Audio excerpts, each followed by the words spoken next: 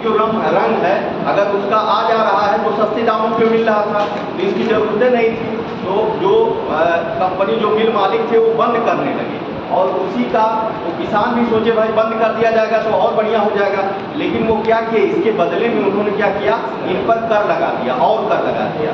और उसी को लेकर के गांधी जी को बुलाया गया कहाँ पे, उस समय लखनऊ में अधिवेशन हो रहा था, लखनऊ में अधिवेशन हो रहा था।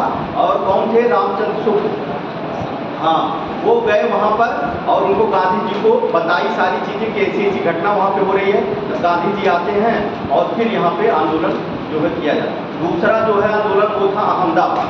अहमदाबाद भी पढ़ाए थे कल आप लोगों को परसों। और अहमदाबाद में क्या था, एक मिल जो थी, टेक्सटाइल मिल थी, कपड़े की कॉटन बनता था वहाँ पर उस मिल में। वहाँ के मजदूर जो है उस समय वहाँ पर प्लेग रोग फैला हुआ था, उसी को लेकर के प्लेग रोग के कारण जो है प्लेग बोनस मांग रहे थे और सरकार बोनस देने के लिए तैयार नहीं थी। ठीक, आ जाइए, प्लेग बोनस देने के लिए तैयार नहीं थी सरकार, और इसी को चलते जो है वहाँ पर जो है ये आंदोलन चलाया गया। और उसमें क्या हुआ था, प्लेग बोनस में उसमें जो है सरकार 20%, जब गांधी जी आते हैं आंदोलन में 20% देने के लिए तैयार हो जाती है, लेकिन इन गांधी जी ने कहा और इन लोग मजदूरों की जो मांग थी प्लेग बोनस की वो 50% की मांग थी। भाई जैसे कि प्लेग रोग हो गया तो क्या होता है भाई, बीमारी हो गई और कंपनी भी बंद हो जाती है उस समय, और घर पे लोग रहते हैं, बीमार रहते हैं, कुछ कमा भी नहीं पाते हैं, तो कंपनी का ये दायित्व उस समय बनता था कि वो बोनस दे, लेकिन वो बोनस देना क्या करती, बंद कर दी। इसी को लेकर के जो अहमदाबाद टेक्सटाइल मिल का मामला था गांधी जी के समय, वो मामला चलाया गया था। ठीक, और उसी में लेकर के फिर कितने % की मांग की गई थी, उसमें 50% की मांग मजदूरों ने कहा कि हमको 50% बोनस चाहिए। लेकिन गांधी जी जब बीच में आए और उसने कहा कि नहीं, आपको 35% आप मांग करके, 50% नहीं, 35% भी जब देने के लिए नहीं तैयार किए, तो गांधी जी पहली बार यहाँ पर क्या किए थे, जो है आमरण अनशन, जो भूख हड़ताल, मतलब जो मजदूर थे उन लोगों के साथ बैठ करके जो है भूख हड़ताल, गांधी जी अगर कहेगा कि गांधी जी ने पहली बार जो है मतलब भूख हड़ताल जो है कहाँ पर शुरू किया था, तो अहमदाबाद में जो है भूख हड़ताल किए थे। तो यहाँ पर जो है अब इसको लेकर के फिर जब हड़ताल शुरू करते हैं तो सरकार जो है एक उसकी ट्रिब्यूनल का गठन करती है और उसके बाद जो है 35% देने के लिए तैयार हो जाती है। ठीक, तो ये दो चीज़ें हम लोग पढ़े थे। अब इसके बाद तीसरा जो मामला, तीसरा जो उनका आंदोलन था वो क्या था, खेड़ा। खेड़ा जो कहाँ है, गुजरात में ये भी है। खेड़ा आंदोलन जो है, खेड़ा आंदोलन जो है 1918 में, अहमदाबाद और खेड़ा दोनों 1918 का मामला है। तो और जो है ये भी कहाँ, खेड़ा कहाँ पे था, आ जाइए, खेड़ा जो है गुजरात का मामला ये भी है। और यहाँ पर क्या था, यहाँ पर भी मामला क्या था, किसानों को भी लेकर मामला था।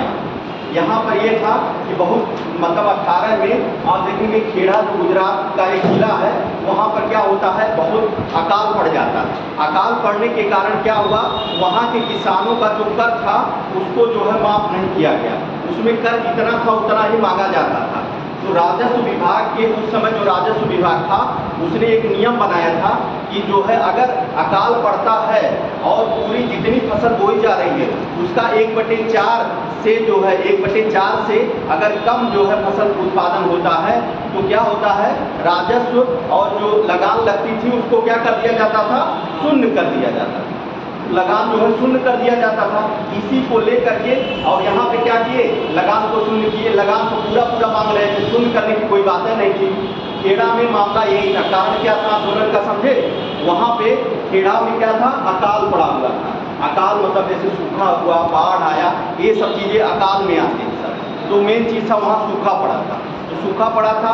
अब इस नाते सूखा पड़ने के कारण क्या था कि जो भाई सूखा पड़ गया तो अकाल जो कर था, लगान था, उसको कम करना जरूरी था।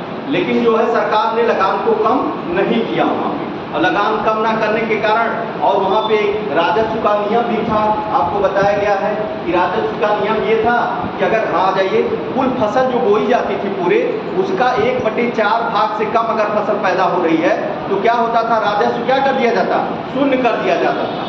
लेकिन उससे भी कम पैदा हुआ यहाँ पर, लेकिन क्या हुआ, उसके बाद भी यहाँ पे क्या किया गया, उसके बाद भी थोड़ा भी राजस्व कम नहीं किया। इसी को लेकर के गांधी जी आते हैं यहाँ पर, और गांधी जी ने फिर जो है इन लोगों के साथ बैठ करके यहाँ खेड़ा में आंदोलन शुरू किया। और गांधी जी ने कहा कि जब तक जो है, अगर सरकार जब तक कर को माफ नहीं कर देती है तब तक आप लोग आंदोलन करते रहिए। और गांधी जी ने सुझाव भी दिया सरकार को, जो सरकार को सुझाव दिया था यहाँ पर कि जो लगान देने लायक है उसी पर केवल कर लगाया जाए, जो लगान नहीं दे सकता है उस पर कर ना लगाया जाए। फिर सरकार ने जो है फिर इस बातों पर गौर किया और उन्होंने यह पास किया, वही चीजें गांधी जी की बातों को उन्होंने पास किया था। क्या कहा था जो कर दे सकता है, देने के मतलब वो सक्षम, मतलब बड़े बड़े जो किसान थे भाई वो तो दे ही सकते थे कुछ ना कुछ, तो वो ही उन्हीं से कर लिया जाए, और जो है और जो छोटे मोटे कर जो हैं देने वाले किसान हैं उनका कर माफ कर दिया जाए। तो ये था खेड़ा आंदोलन। समझ में आ गया चीजें। पहले में जो था आपका क्या था, नील को लेकर के था विद्रोह। दूसरे में जो था उसमें क्या था, प्लेग फैला हुआ था मिल मजदूरों के यहाँ, उसको लेकर के मामला था। और पहले वाले में कितना था 35%, दूसरे वाले में कितना था,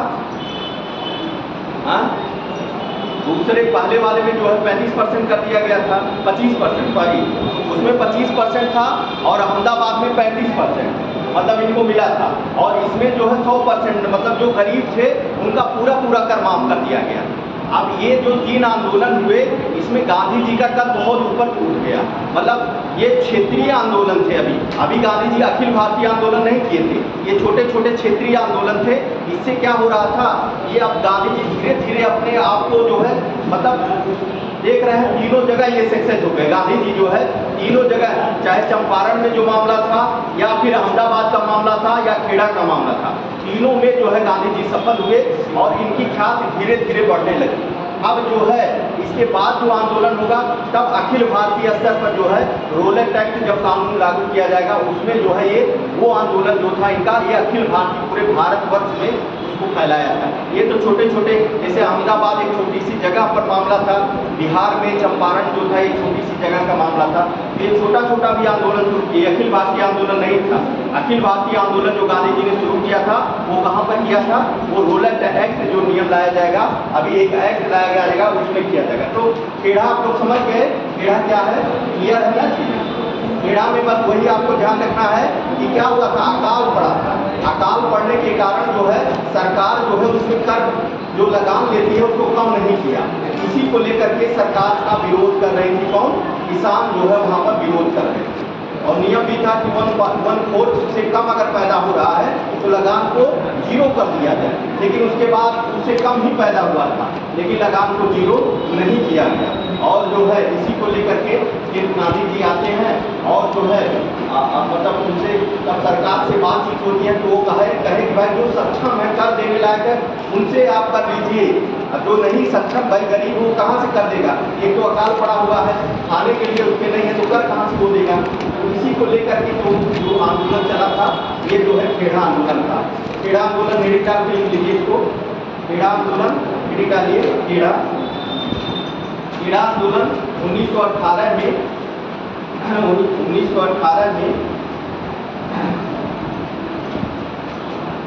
गांधी जी ने गुजरात के खेड़ा जिले में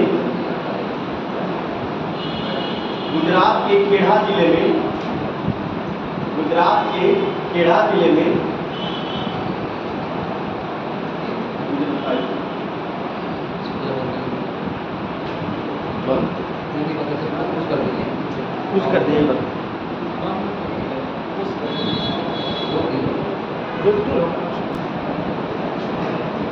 टेस्ट दीजिए, टेस्ट देना जरूरी है।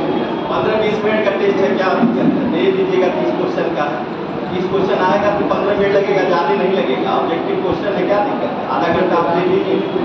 अभी हम 5:15 दिन तक छोड़ देंगे, पेपर पकवा दिया जाएगा, उसके बाद 15 मिनट इधर 15 मिनट इधर दे करके टेस्ट देते रहिए। टेस्ट देना बहुत जरूरी है, तभी आपको पता चलेगा। देखिए जब आप पढ़ रहे हैं तो ऑब्जेक्टिव क्वेश्चन जरूर साथ करिए। हमारा ये बार कहना है लेकिन आप लोग समझ नहीं पाते। लाइए आप पेपर लाइए, उसका हर चैप्टर वाइज पेपर सॉल्व करिए और समझाया जाता है उसको, मतलब सॉल्व करिए जो भी चैप्टर पढ़ाया है, तो आपको लगेगा कि हाँ हम पढ़ रहे हैं, चीज़ों कॉन्फिडेंस आएगा। ठीक, चलिए खेड़ा आंदोलन जो शुरू किया गया, देखिए गांधी जी ने 1918 में गुजरात के खेड़ा जिले, फिर से बोलते हैं, हाँ लिखिए, गांधी जी ने शुरू से लिखिए, गांधी जी ने 1918 में, गांधी जी ने 1918 में गुजरात के खेड़ा जिले में, गुजरात के खेड़ा जिले में अकाल पड़ने के कारण, गुजरात के खेड़ा जिले में अकाल पड़ने के कारण, अकाल पड़ने के कारण, अकाल पड़ने के कारण किसानों की फसल नष्ट हो गई, किसानों की फसल नष्ट हो गई, किसानों की फसल नष्ट हो गई। उसके बाद भी सरकार लगान में, उसके बाद भी सरकार लगान में छूट नहीं दे रही थी।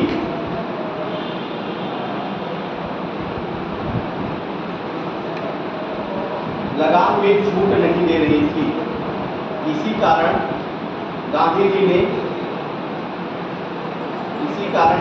ने किसानों का साथ दिया। इसी कारण गांधी जी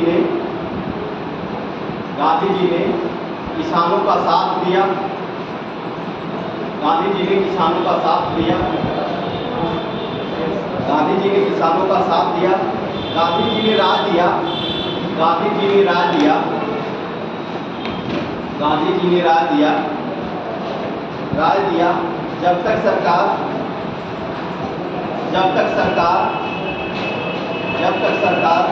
लगान में छूट नहीं देती, जब तक सरकार लगान में छूट नहीं देती, जब तक सरकार लगान में छूट नहीं देती, तब तक लगान देना बंद कर दें।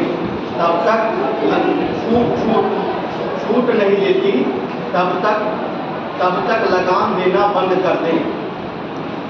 तब तक लगान देना बंद कर दें। गांधी जी यहाँ पर विठल भाई पटेल के साथ आए थे।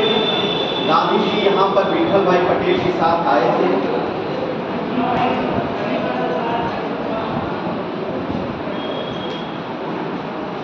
विठल भाई पटेल के साथ आए थे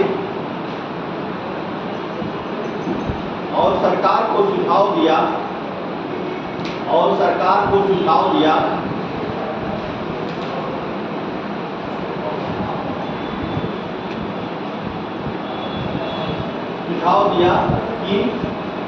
कि लगान उन्हीं किसानों से वसूला जाए, कि लगान उन्हीं किसानों से वसूला जाए, लगान उन्हीं किसानों से वसूला जाए जो किसान लगान देने के सक्षम हों, जो किसान लगान देने के सक्षम हों, लगान देने के सक्षम हों, जो किसान लगान देने के सक्षम हों। सरकार ने उनकी बातों को मान लिया। सरकार ने उनकी बातों को मान लिया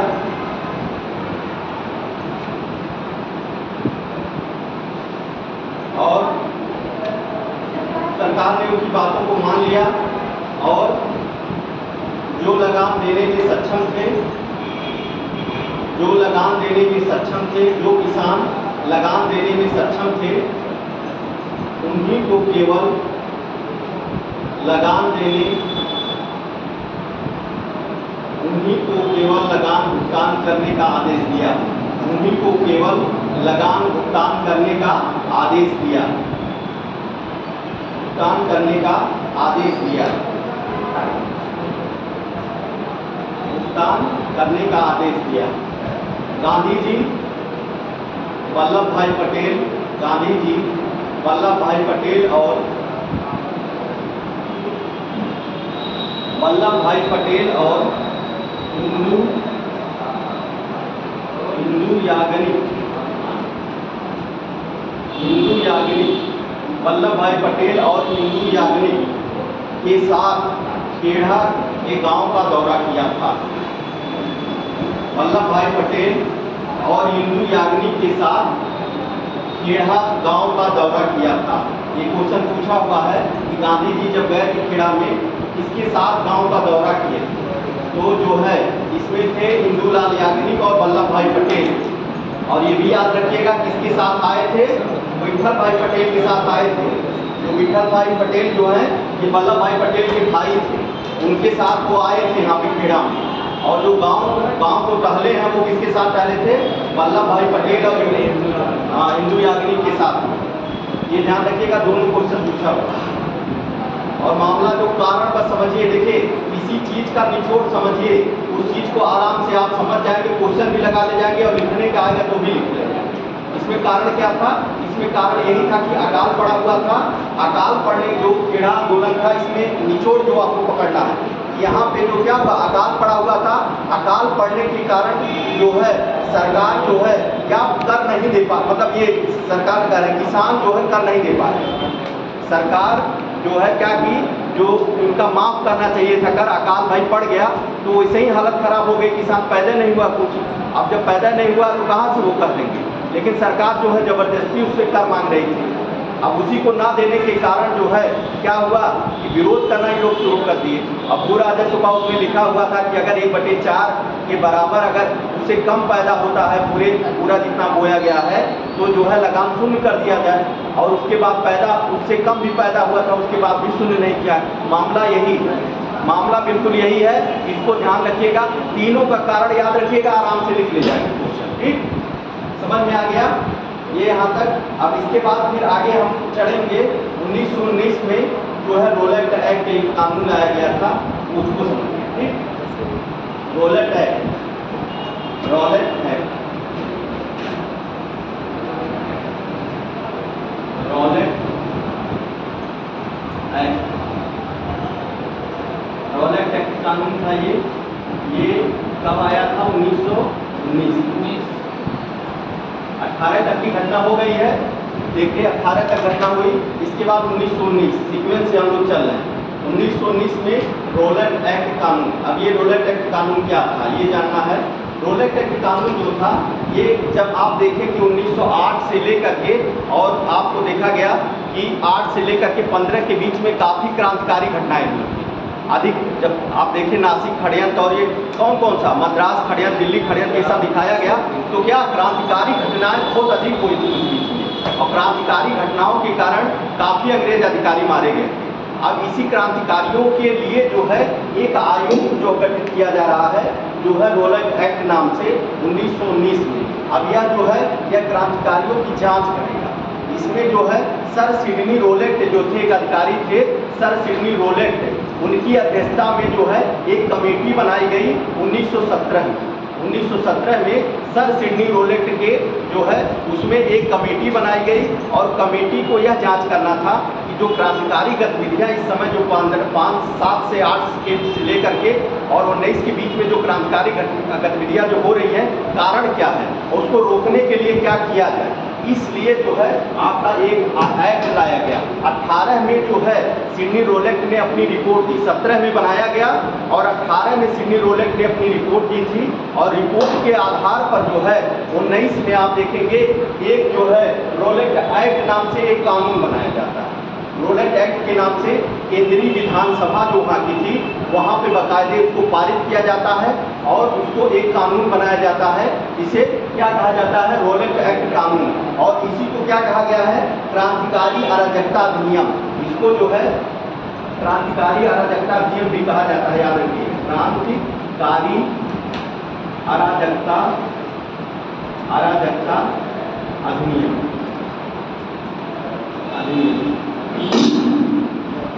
क्रांतिकारी अराजकता अधिनियम ये लाया गया जो है क्रांतिकारी अराजकता अधिनियम इसे कहा गया, जब कानून जो है ये पास केंद्रीय विधानसभा में इसको पारित किया गया।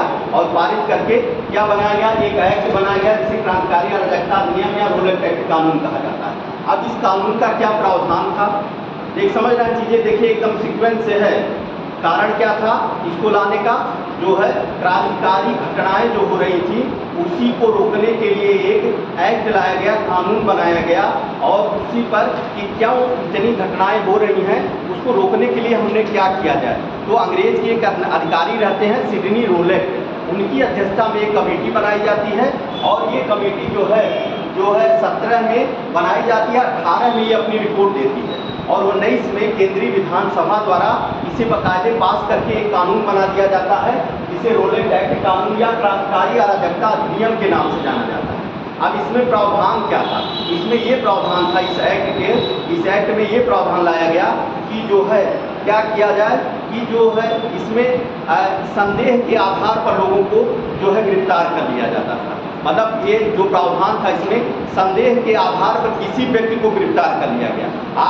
उनको ये नहीं था कि ये व्यक्ति वो व्यक्ति, कुछ नहीं, किसी को इस कानून के आधार पर जो कानून लाया गया इसमें प्रावधान ये था कि किसी व्यक्ति को संदेह के आधार पर, मतलब उसमें संदेह लगा हुआ है, संदेह के आधार पर कहीं भी किसी जगह गिरफ्तार किया जाएगा और उसका जो है जेल में उसको बंद किया जाएगा, और उसका समय भी नहीं होगा जेल में कब से छोड़ा जाए और कब बंद किया गया और कब छोड़ा जाए, छोड़ने का भी समय नहीं दिया गया कि मतलब कब संदेह के आधार पर किसी व्यक्ति को गिरफ्तार किया जाएगा। और इसमें जो है उस व्यक्ति को ना तो क्या किया जाएगा, ना तो इसमें जो है वकील दिया जाएगा, ना तो ये अपील कर सकते हैं, तो इसे जो है क्या ना अपील कर सकते हैं, ना ही ये न्यायाधिकरण में जा सकते हैं, और ना ही वकील कर सकते हैं। तो इसी को क्या कहा जाता है? इसी को एक कहा गया है जो है बिना वकील, बिना अपील और बिना दलील। बिना वकील, बिना अपील और बिना दलील। बिना वकील मतलब बिना वकील ये नहीं कर सकते हैं, ना तो आप कहीं दलील दे सकते हैं, और ना ही आप इसको कहीं कोर्ट में अप्लाई कर सकते हैं। तो ये जो कानून जो बनाया गया था, मतलब आप कुछ उसके लिए कर नहीं सकते हैं। जो रोलेट एक्ट कानून बनाया गया, अब इससे क्या होगा? किसी की स्वतंत्रता का हनन होगा। जो भी व्यक्ति है, अब हम रोड पर चल रहे हैं और हमको कुछ नहीं पता है, पकड़ करके हमको जेल में बंद कर दिया गया, अब बताइए ये कहाँ है? हम तो कुछ किए ही नहीं है। लेकिन अब उसी का जो है ये रोलेट एक्ट का फायदा सरकार उठाने लगी, और जो है जो कई अब इसी को जो है ये जो रोलेट एक्ट जो कानून लाया गया, इसी को जो है काला कानून के नाम से भी जाना जाता है। इसे क्या कहा गया? काला कानून के नाम से जाना गया, और इसे बिना अपील, बिना दलील क्या कहा गया? बिना अपील,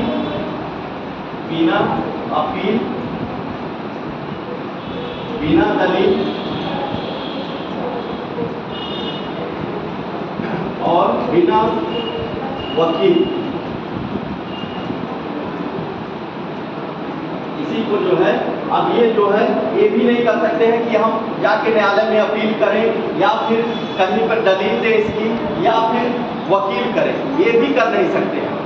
इसमें जो है इस कानून में इसी नाते से क्या कहा गया? बिना अपील, बिना दलील और बिना वकील, ये जो है आप कुछ नहीं कर सकते।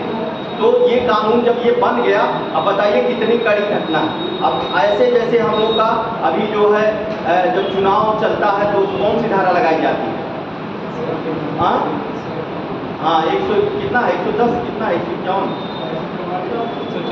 144 धारा, 144 धारा लगाई जाती है।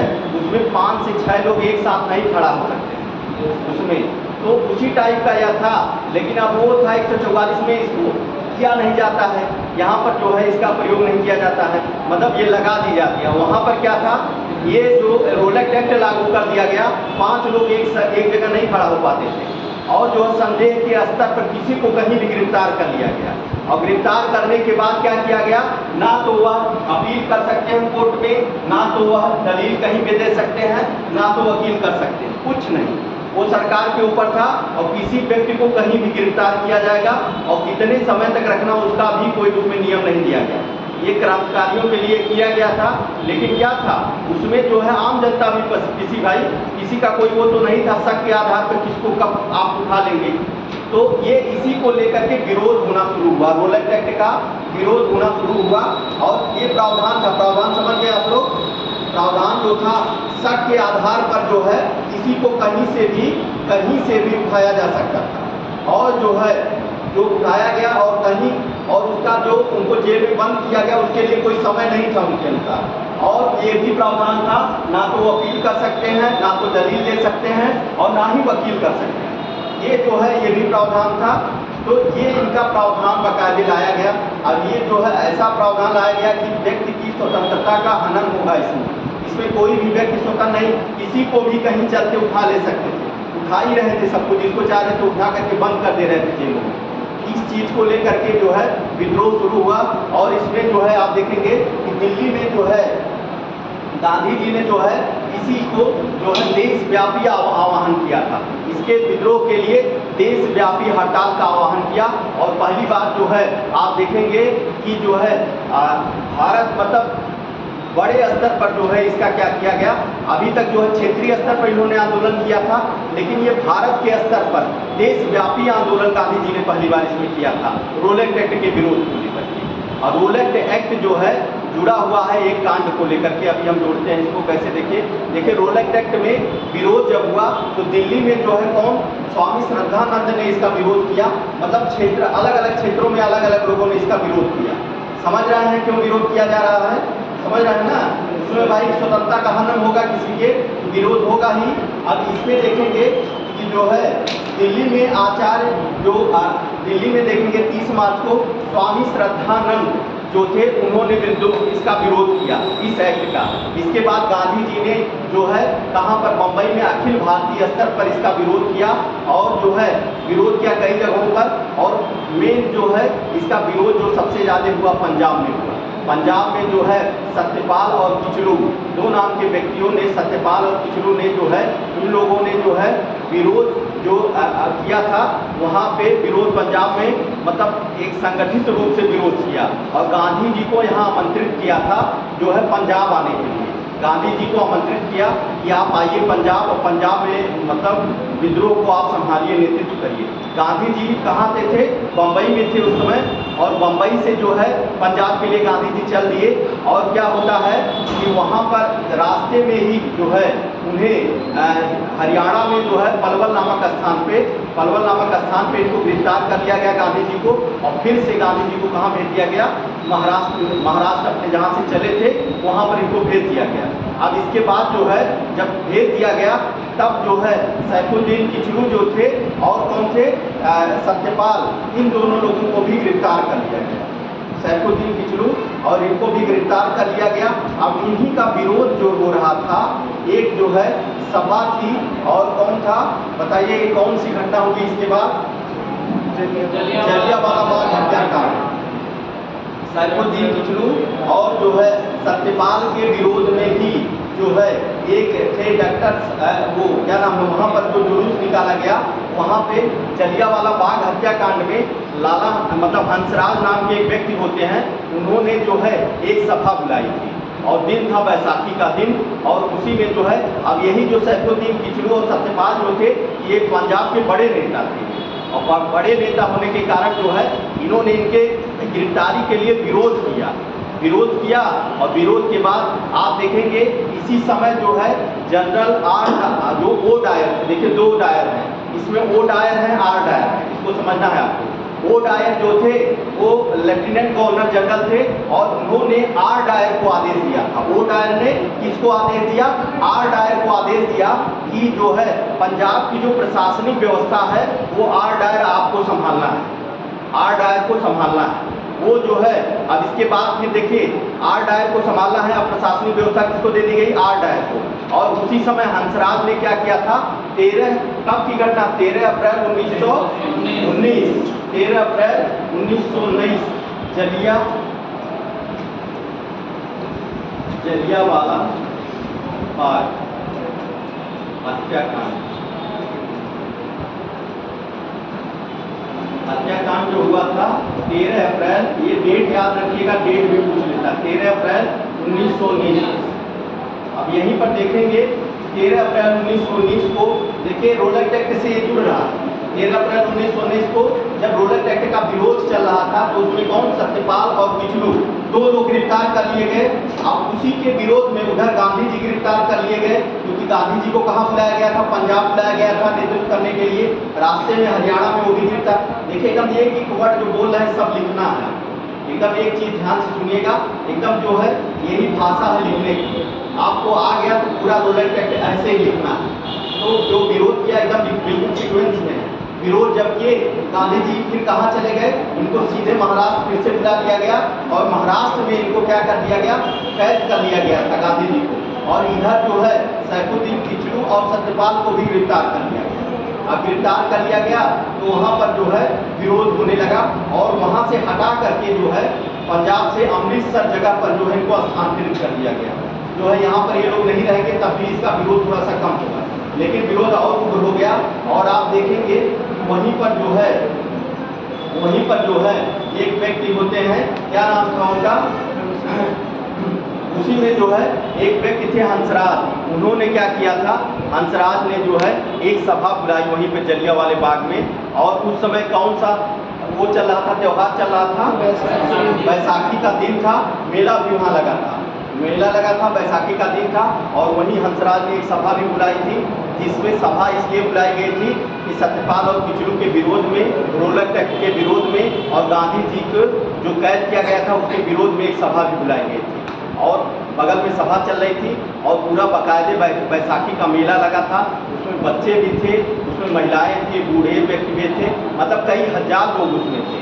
और जो है तब डायर जो है वो डायर ने भेजा था डायर को संभालने के लिए प्रशासन। तो डायर वहाँ पर अपनी सेना लेकर के आ जाता है, 15, 20, 25, 30 लोग जो भी रहते हैं वो वहाँ पे जो है जलियांवाले बाग में वो पहुँच जाता है।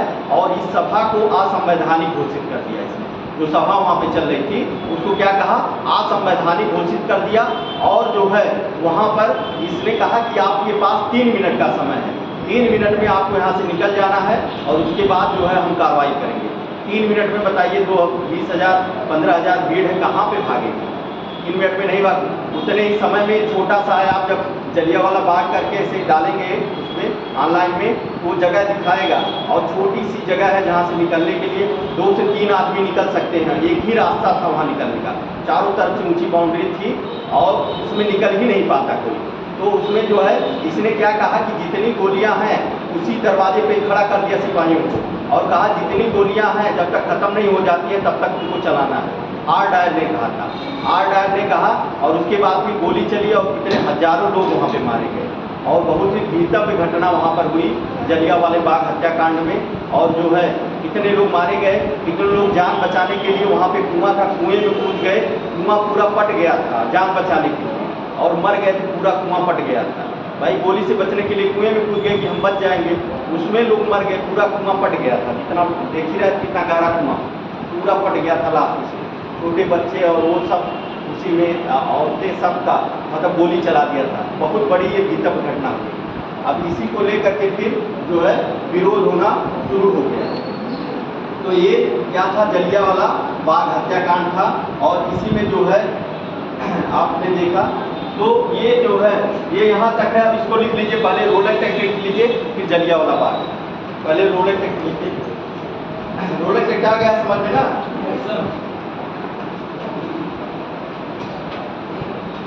लिखिए Rowlatt Act. Rowlatt Act 1919 Bharat में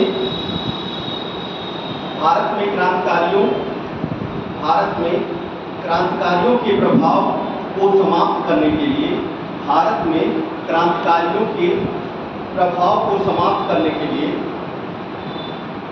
भारत में क्रांतिकारियों के प्रभाव को समाप्त करने के लिए ब्रिटिश सरकार ने, क्रांतिकारियों के प्रभाव को समाप्त करने के लिए ब्रिटिश सरकार ने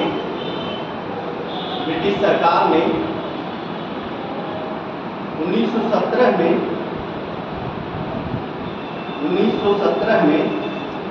सर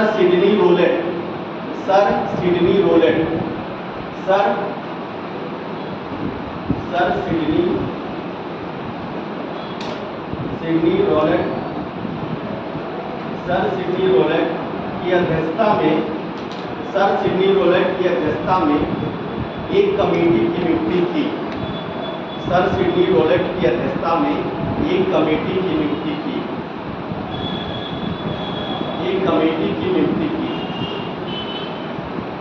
सर सिडनी रोलेट की अध्यक्षता में एक कमेटी की नियुक्ति की। यह कमेटी यह जांच के लिए नियुक्त की गई। यह कमेटी इस जांच के लिए नियुक्त की गई कि भारत में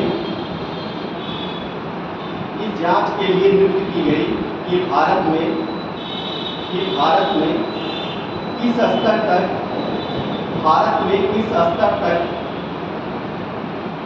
क्रांतिकारी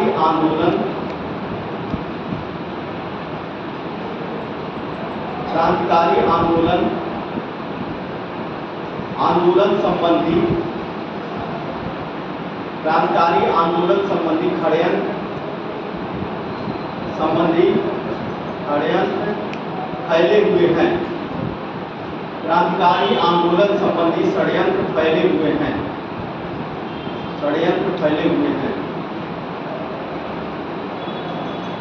सिडनी रोलेट ने 1918 में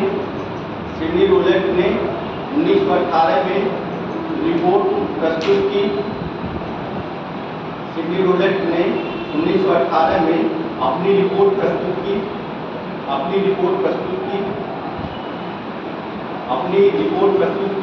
तब केंद्रीय विधानमंडल, ऐसे लिखिए, तब केंद्रीय विधानमंडल ने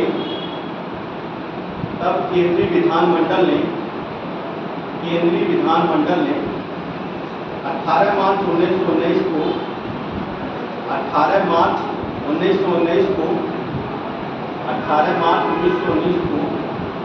रोलेट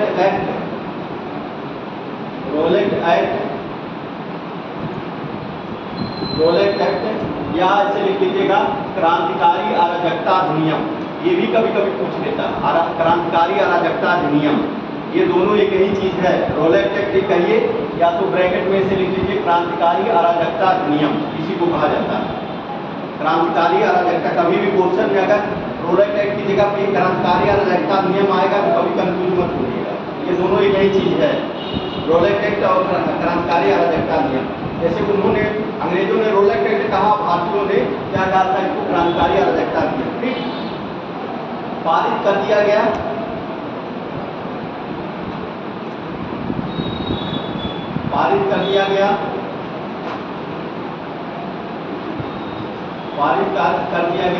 इसे काला कानून की संज्ञा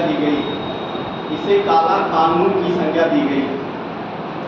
काला कानून की संज्ञा दी गई। बिल का प्रस्ताव हरियाणा बिल का जो है प्रावधान, बिल का प्रावधान क्या था? बिल का प्रावधान लीजिए।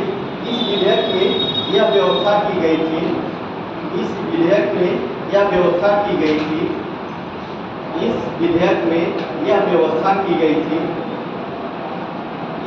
की गई थी कि मजिस्ट्रेट किसी भी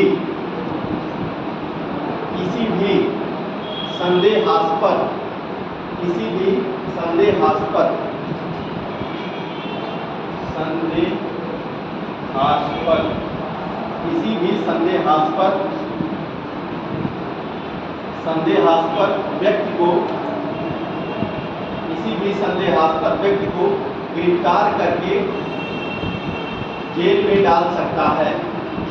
किसी भी ऊपर लिखा संदेहास्पद व्यक्ति को गिरफ्तार करके जेल में डाल सकता है और साथ ही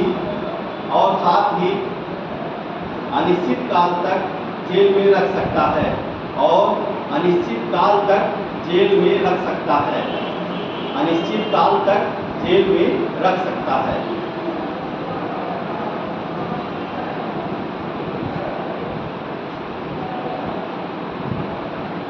इस एक्ट को बिना वकील, बिना अपील और बिना दलील का कानून भी कहा गया है। इस एक्ट को बिना वकील, बिना अपील और बिना दलील का कानून भी कहा गया है।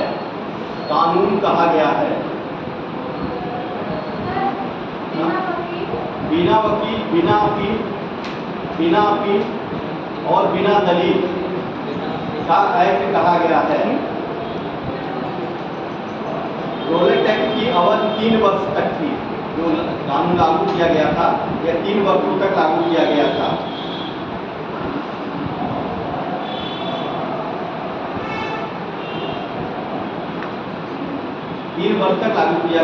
इस प्रकार अपने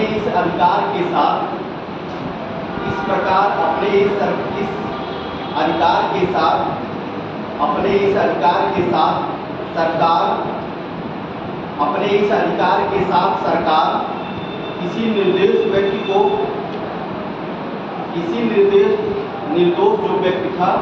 निर्दोष व्यक्ति को दंडित कर सकती थी। इस प्रकार अपने इस अधिकार के साथ सरकार किसी निर्दोष व्यक्ति को दंडित कर सकती थी।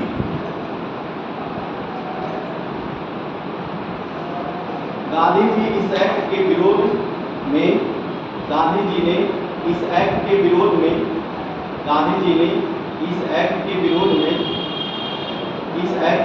में देशव्यापी हड़ताल का आह्वान किए। आह्वान मतलब बुलाया, देशव्यापी हड़ताल का आह्वान किया और उन्होंने सत्याग्रह सभा की स्थापना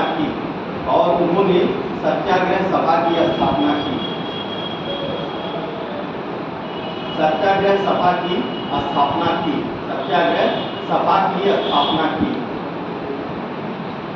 यह गांधी जी का पहला देशव्यापी आंदोलन था। इसको मार्क कर लीजिएगा। यह गांधी जी का पहला देशव्यापी आंदोलन था। इसको मार्क कर लीजिएगा, अंडरलाइन कर लीजिएगा। पहला देशव्यापी आंदोलन था। अब हेडिंग डाल लीजिए, रोलेट एक्ट का विरोध। गांधी जी का पहला देशव्यापी आंदोलन था। इसके बाद हेडिंग डाल लीजिए, रोलेट एक्ट का विरोध।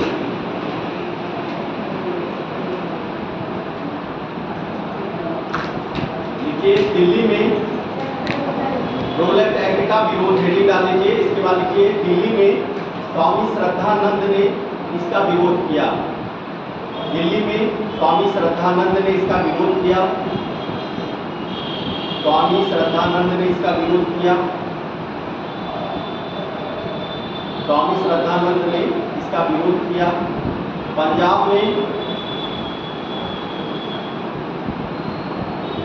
पंजाब में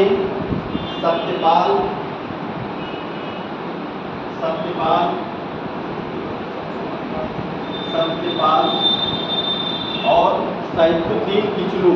कौन थे?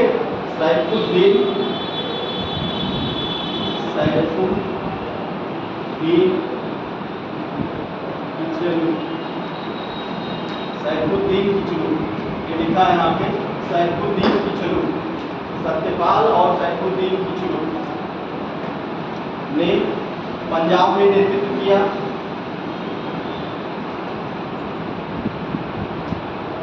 उन्होंने गांधी जी को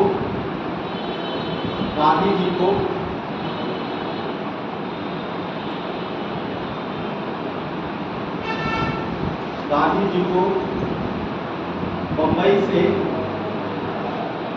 पंजाब आने का अनुरोध किया।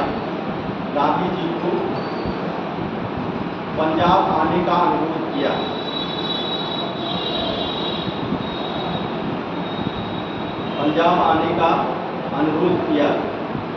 गांधी जी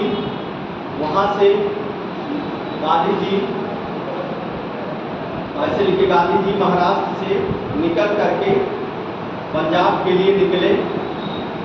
महाराष्ट्र से निकलकर पंजाब के लिए निकले, महाराष्ट्र से चले और पंजाब के लिए निकले और रास्ते में हरियाणा के पलवल नामक स्थान पर, हरियाणा के पलवल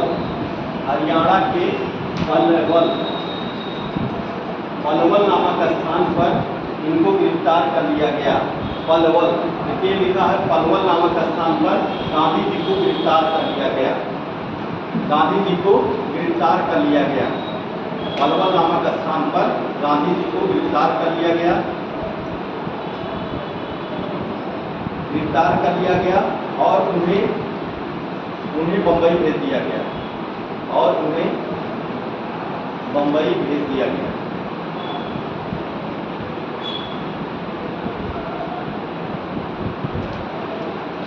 और फिर 9 अप्रैल को सत्यपाल और बिछड़ू को गिरफ्तार कर लिया गया। 9 अप्रैल 1919 को सत्यपाल और बिछड़ू को भी गिरफ्तार कर लिया गया। सत्यपाल और बिछड़ू यहाँ पे लिखा है सैफुद्दीन बिछड़ू, पूरा नाम है इनका सैफुद्दीन बिछड़ू, को गिरफ्तार कर लिया गया और इन्हें अमृतसर निर्वासित कर दिया गया,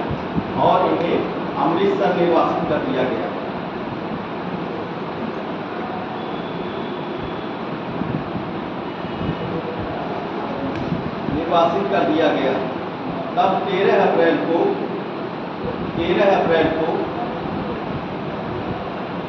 हंसराज नामक एक व्यक्ति के अनुरोध पर, तब 13 अप्रैल को हंसराज नामक एक व्यक्ति तब अमृतसर निर्वासित कर दिया गया, हो गया। इसके बाद लिखिए 13 अप्रैल को हंसराज नामक एक व्यक्ति के अनुरोध पर सत्यपाल और बिछड़ू के गिरफ्तारी के विरोध में बिछड़ू के गिरफ्तारी के विरोध में एक सभा जलियांवाले बाग में बुलाई गई।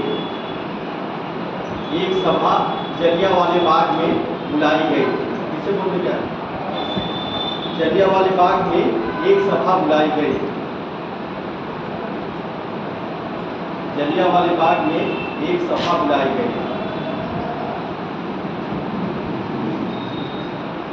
तब पंजाब के लेफ्टिनेंट गवर्नर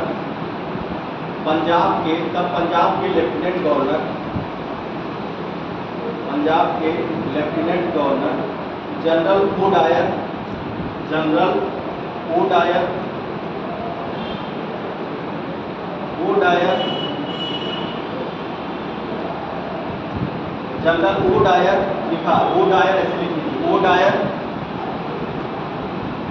ने ब्रिगेडियर जनरल आर डायर को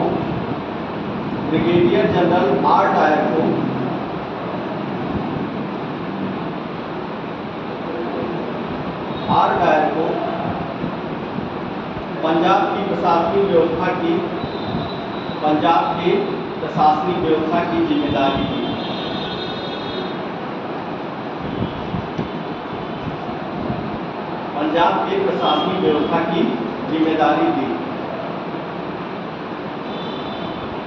ये यहाँ तक रोलर टाइप के था। अब ये देखिए एकदम पृष्ठभूमि बन गई कि वहाँ सभा वो बुला रहे हैं और इधर क्या हो रहा है, ओ डायर किसको भेज रहे हैं, आर डायर को भेज रहे हैं कि जाइए आप जो है जो पंजाब की प्रशासनिक व्यवस्था उसको संभालिए। अब इसी में जो है क्या होता है, जलियांवाला बाग हत्याकांड जो है इसी समय जो है आप देखेंगे 13 अप्रैल 1919 को जलियांवाला बाग एक स्थान है, उसका नाम है जलियांवाला बाग। उसी स्थान पर जो है जो क्या चल रहा था, एक तो बैसाखी का दिन था। बैसाखी के दिन में जो पंजाब में बैसाखी का दिन होता है, इससे फसल कटती है तो उसी समय मनाया जाता है, बड़ा भव्य तरीके से मनाया जाता है। उस समय वहाँ पे जलियांवाला बाग में एक तो मेला लगा था बहुत बड़ा, वहाँ पे जनता थी। और दूसरा आप देखेंगे कि हंसराज के कहने पर जो है सभा भी बुलाई गई थी वहीं पर जलियांवाला बाग में, और वो सभा चल रही थी इसके विरोध में, जो है रोलर एक्ट के विरोध में, और जो है सत्यपाल और किचलू के गिरफ्तारी के विरोध में, और गांधी जी के विरोध में, गांधी जी भी गिरफ्तार कर लिए गए थे। इसके विरोध में सभा भी चल रही है, मेला भी चल रहा है, बच्चे बूढ़े और औरतें सभी लोग हैं। इतनी बड़ी सभा थी। आर डायर वहाँ पहुँचता है और क्या कहता है कि 3 मिनट का आपको समय है। पहले तो जो सभा चल रही थी उसको असंवैधानिक घोषित कर दिया गया था। मतलब ये सभा पहले से ही आर्डर था कि सभा कहीं नहीं करना है। ये लोग सभा कर रहे थे तो उन्होंने पहुँचते ही क्या कर दिया, असंवैधानिक उसे कर दिया कि सभा जो है ये असंवैधानिक है, यहाँ नहीं चलनी चाहिए। और उसके बाद क्या किया, केवल 3 मिनट का समय दिया कि आप लोग जो है जल्दी से उठा लें। 3 मिनट का कोई मतलब नहीं था भाई। 20,000 जहाँ जनता है वहाँ 3 मिनट में आप क्या कर सकते हैं बताइए, कहाँ भागेंगे। और उसका जो है रास्ता भी बहुत सकरा था, केवल 3 लोग वहाँ से निकल सकते थे, 3 लोग 4 लोग। अब क्या किया उसने कि जो सिपाही वहाँ पे सीधे खड़ा कर दिया और कहा आर डायर ने कि जब तक गोली खत्म नहीं होती तब तक आप गोली चलाइए। और उसके बाद जो है जलियांवाले बाग में देखेंगे कि लगातार जो है उनके सिपाही जो 15, 20, 22 थे वो लगातार गोली चलाए और हजारों लोग मारे गए, घायल हो गए। बड़ी भीतर घटना हुई और इस घटना को लेकर के जो है पूरा जो है भारत एकदम से जो है एक शोक में डूब गया। इस तरह से बहुत बड़ी घटना थी भाई। उसमें चलिए क्रांतिकारियों को मारे जा रहे हैं, तो बच्चे मारे गए, बूढ़े मारे गए, औरतें मारी गई। और उसके बाद फिर आप देखेंगे हजारों लाशें तो कुआं से निकली थी, जो कूद कूद मर गए, उसी में जान बचाने के लिए गोली ना लगे। तो ये बहुत बड़ी घटना हुई। इसमें जो है लेकर के आप देखेंगे कि जो कुछ लोगों ने क्या किया, इसी घटना को लेकर के अपनी प्रतिक्रिया व्यक्त की। और रविन्द्रनाथ टैगोर ने जो है इन्होंने क्या किया था, अपनी नाइटहुड की उपाधि वापस कर, जो अंग्रेजों से जैसे उपाधियां मिलती हैं, जो अच्छा काम करने के लिए सरकार क्या देती थी, अंग्रेज सरकार उपाधि देती थी। तो रविन्द्रनाथ टैगोर ने जलियांवाला बाग जो है हत्याकांड जो था इसी को लेकर के क्या कर दिया था, नाइटहुड की उपाधि जो है अपनी वापस कर दी थी। इंपॉर्टेंट क्वेश्चन है, कौन किया था, रविन्द्रनाथ टैगोर ने। ठीक है, इन्होंने क्या किया था, नाइट की उपाधि वापस कर दी थी। और इसके बाद शंकर नायक जो थे ये वायसराय के कार्यकारिणी में सदस्य थे। शंकर नारायण जो थे ये क्या थे, वायसराय जो होते हैं वायसराय की कार्यकारिणी में सदस्य थे। इन्होंने भी इस्तीफा दे दिया था। शंकर नायक और रविन्द्रनाथ टैगोर ये दोनों का स्टेटमेंट आपको याद रखिएगा। इन्होंने नाइटहुड की उपाधि जो है त्यागी है रविन्द्रनाथ टैगोर ने, और शंकर नायक ने क्या किया था, वायसराय की कार्यकारिणी से अपनी सदस्यता को त्याग दिया था। कहा था भाई ऐसे हम वायसराय के पद मतलब उसके सदस्य बन के क्या करेंगे, जो है जब ऐसी अंग्रेजी सरकार हमारे लोगों को ऐसी भीतर में घटना करती। रविन्द्रनाथ टैगोर ने भी, और इसी में दीनबंधु जो एंड्रूज हैं इन्होंने कहा था जानबूझकर की गई ये हत्या। ये क्या है, ये जानबूझकर की गई हत्या है, ये जानबूझकर की गई हत्या है। ये 3 स्टेट जो है इनका जो है आपको याद रखिएगा, 3 स्टेटमेंट याद रखिएगा। कौन कहा था, दीनबंधु एंड्रूज ने क्या कहा था, जानबूझकर की गई हत्या जो है जलियांवाला बाग हत्याकांड को क्या कहा, जानबूझकर की गई हत्या। रविन्द्रनाथ टैगोर ने किस पदवी को वापस कर दिया था, नाइटहुड की पदवी को वापस कर दिया था अपने। और इसके बाद आप देखेंगे शंकर नायक ने वायसराय की कार्यकारिणी से अपनी सदस्यता को त्याग दिया, मतलब उन्होंने त्याग दिया और कहा कि ऐसी कार्यकारिणी की सदस्यता लेने से क्या मतलब है, जो हमारे लोगों को ऐसी मतलब ऐसे लोगों को मारा गया। अब ये सब चीजें हुई। अब इसके बाद फिर जो है आप देखेंगे कि जो जलियांवाला बाग हत्याकांड को लेकर 2 समिति बनी थी। उसमें समिति को आपको पढ़ना, समिति से भी क्वेश्चन बन जाता है।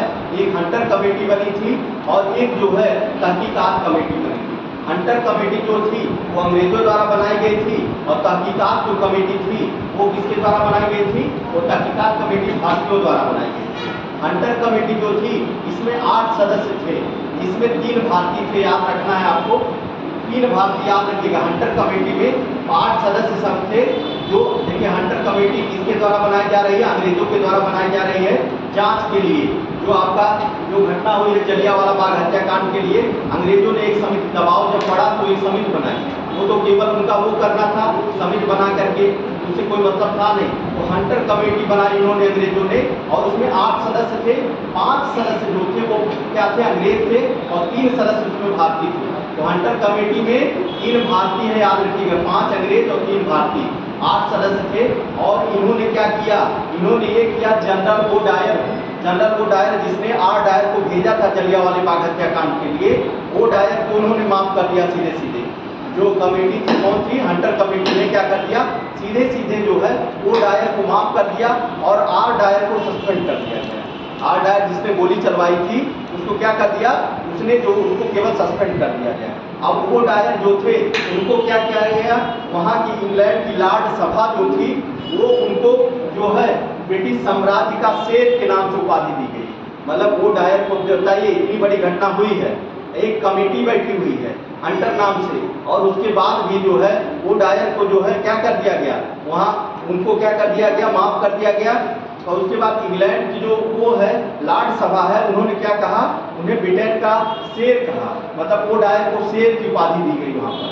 और जो है मान की तलवार एक उपाधि उनकी होती है, मान की तलवार और ब्रिटिश सरकार के शेर की उपाधि वो डायर को दी गई। मतलब इतनी बड़ी घटना ये लोग करके आ रहे हैं, इंग्लैंड में क्या किया जा रहा है ना, इसको रोकने के लिए और इन लोगों को चढ़ाया जा रहा है। और जो आर डायर किया था उसको कुछ नहीं, उसको केवल सस्पेंड कर दिया गया, उसको केवल सस्पेंड कर दिया गया। और वो डायर भाई, वो डायर भी भेजा था, अधिकारी मेन जो था उस समय वो डायर ही था, आर डायर को भेजा था, तो वो भी तो भाई कहीं कहीं वो हुआ, उसी के आर्डर पे जो चला था वो, दोनों लोग उसमें हो सकते थे। उसको सीधे सीधे वो डायर को माफ कर दिया गया। और ब्रिटिश सरकार ने वहाँ की क्या कर दिया, उनको वहाँ के जो है ब्रिटिश सरकार का शेर मतलब उनको कहा गया। और जो है मानक की तलवार की जो है उपाधि उनको दी गई। अब इसके बाद फिर जो है वहाँ की एक पत्र थी मॉर्निंग पोस्ट करके, द मॉर्निंग पोस्ट करके एक पत्र है वहाँ की, उन्होंने जो है मतलब 30,000 पाउंड रुपया उनको दिया था। वो डायर को जो है मॉर्निंग पोस्ट जो वहाँ का मतलब पत्र है, उन्होंने इकट्ठा करके 30 पाउंड जो है रुपया दिया था, 30,000 पाउंड जो है रुपया दिया। तो बताइए ये इतना बड़ा घटना करके ये लोग जा रहे हैं, लेकिन ऐसे ये लोग बचने वाले थे नहीं। एक आदमी था जो उस समय जो है, आप बताइए कौन आदमी था उस समय, बच्चा सिंह। जब ये घटना हुई है आपकी जलियांवाला बाग हत्याकांड में, वो उस समय जलियांवाला बाग हत्याकांड में बच्चा था। और जो है उस समय वो था घटना, और जो है आर डायर को जाकर के उसने गोली मारी, वही इंग्लैंड कौन मारा था, उधम सिंह ने जो है आर डायर को इंग्लैंड में जाकर के गोली मारी। वो डायर को मारा था, वो डायर को मारा था, आर डायर भूल सिंह, वो डायर को जो है उन्होंने जो है उधम सिंह को इंग्लैंड में जाकर के मारा था। ठीक, तो ये घटनाएं पूरी हैं, ये जो है जलियांवाला बाग हत्याकांड था, ये पूरी घटना है, इसको आपको ध्यान रखना है। इसको तहकीकात जो कमेटी बनी थी, इसको भी ध्यान लीजिए, तहकीकात जो कमेटी बनी थी वो भारतीयों के द्वारा बनी थी। उसके अध्यक्ष जो थे मदन मोहन मालवीय, जो है 2 कमेटी बनाई गई, हंटर कमेटी और तहकीकात कमेटी। हंटर कमेटी अंग्रेजों द्वारा बनाई गई, जिसमें 5 सदस्य अंग्रेज थे, 3 भारतीय थे। और उसने क्या कहा, वो डायर को क्या कहा, ये जो है जो क्या कर दिया गया, माफ कर दिया गया। और आर डायर को क्या कर दिया गया, इसको सस्पेंड कर दिया गया, बस आर डायर को सस्पेंड कर दिया गया। अब इसके बाद फिर आप देखेंगे जो है वो डायर को वहाँ पे पहुँचा करके और ब्रिटिश सरकार का शेर की उपाधि दी जा रही है, और उसके बाद मान की तलवार की उपाधि दी जा रही है। और वहाँ का जो पत्र है आप देखेंगे, मॉर्निंग पोस्ट ने 30,000 पाउंड रुपया उनको दिया। मतलब इतनी बड़ी बड़ी उपाधियाँ। इसके बाद जब देखा कि भाई ये तो बहुत ऐसे नहीं मानने वाले, तब जाके 1940 में उधम सिंह ने जो है वो डायर को गोली मारकर इंग्लैंड में हत्या कर दी, और जो है तब जाके मरे थे। वो पूरा प्रण किए थे, एकदम उनका पूरा जीवन उसी पे मारने में लगे, वहाँ पे जाके रहने लगे। और वहाँ बताइए इंग्लैंड में जाकर के मारना बहुत बड़ी बात है। तो ये है कि तहकीकात कमेटी जो दूसरी बनाई गई थी, तहकीकात कमेटी में देखेंगे उसमें मदन मोहन मालवीय जो थे उसके अध्यक्ष थे। और जो है तहकीकात कमेटी में कौन कौन था, महात्मा गांधी थे, मोतीलाल नेहरू थे, और इसके बाद जो है अब्बास तैयब जी थे। ये लोग जो है तहकीकात कमेटी के सदस्य थे। और इसमें जो है तहकीकात कमेटी में जो क्या किया गया था, हंटर कमेटी के निर्णय जो दिया गया था उसका विरोध किया गया। भाई हंटर कमेटी में निर्णय कुछ नहीं हुआ था, कहीं कुछ हुआ, कुछ नहीं हुआ, जो है उसको सस्पेंड कर दिया गया केवल, और उनको छोड़ दिया गया वो डायर को। तो इसका विरोध किया गया, और उन्होंने कहा कि भाई जो दोषी है उसको दंड दिया, जो दोषी है। मतलब इन्होंने, अब भारतीय जो कमेटी बनेगी वो क्या कर सकती है, ये सब कर सकते हैं। तो 2 कमेटी बनी थी, एक तहकीकात और एक हंटर कमेटी। हंटर कमेटी निर्णय, मतलब हंटर कमेटी का निर्णय की निंदा की इसने, और क्या कहा था, और कहा था कि भाई जो दोषी हैं उनको दंड दिया जाए, जो दोषी हैं उनको दंड दिया जाए और जो पीड़ित हैं उनकी सहायता की जाए, ये कमेटी ने कहा था। 2 कमेटी बनी थी और पूरा जो है आपका जो कांड हुआ था पूरा कौन सा था, जलियांवाला हत्याकांड, ये आप लोग जाने, ठीक, इसको नोट कराते हैं ऐसे, याद जान गए ना पूरा कहानी कैसे क्या है। हाँ, ये इसमें कमेटी पूछता, कमेटी ध्यान रखिएगा, और जो है जो घटना है वो है, ठीक। टाइम हो गया, चलिए कल निकालेंगे इसको, टाइम हो गया। आप लोग का देखिए टेस्ट है जागृति का, आप लोग दीजिए, ठीक है, बांट दो, बंद।